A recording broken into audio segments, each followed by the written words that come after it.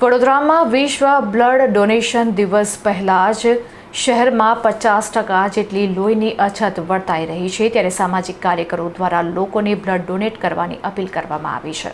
આવતીકાલે સમગ્ર વિશ્વમાં વિશ્વ બ્લડ ડોનેશન દિવસની ઉજવણી થવાની છે, પરંતુ તેના પૂર્વે જ વડોદરા શહેરમાંથી ચિંતાજનક ચિત્ર સામે આવ્યું છે।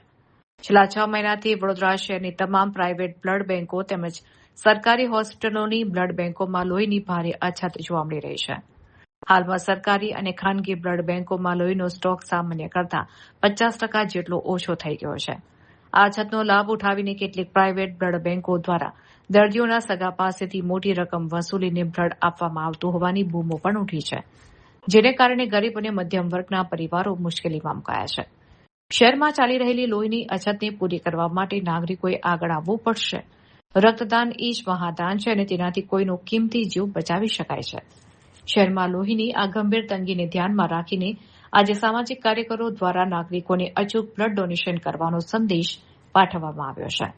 આવતીકાલે વિશ્વ બ્લડ ડોનેશન દિવસ નિમિત્તે સ્વેચ્છાએ રક્તદાન કેમ્પમાં જોડાવો, યુવાનો અને સ્વસ્થ નાગરિકો વધુમાં વધુ રક્તદાન કરે, જેથી જરૂરિયાતમંદ દર્દીઓને સમયસર અને વ્યાજબી દરે લોહી મળી રહે।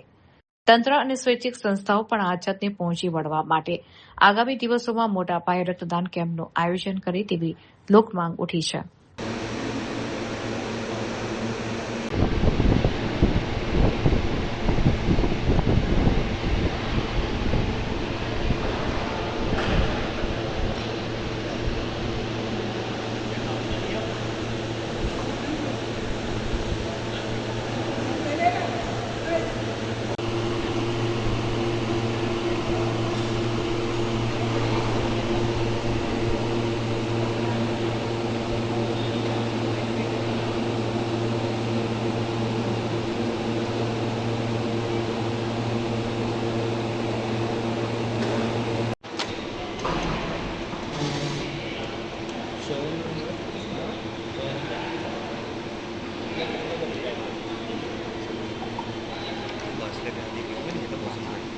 पे नहीं है।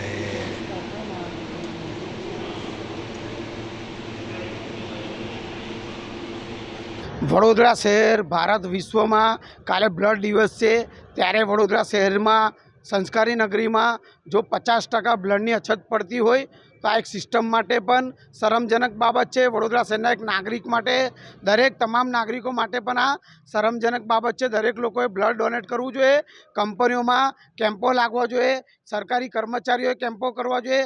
ડૉક્ટરો તો જ્યારે જાહેર જીવનમાં ડૉક્ટરો પોતે એવું કહેતા હોય છે કે બ્લડ ડોનેટ કરવો જોઈએ, કેમ કે જ્યારે બ્લડ માટે દર વર્ષે વડોદરા શહેર, ગુજરાતમાં, ભારતમાં લોકો મૃત્યુ પામતા હોય છે।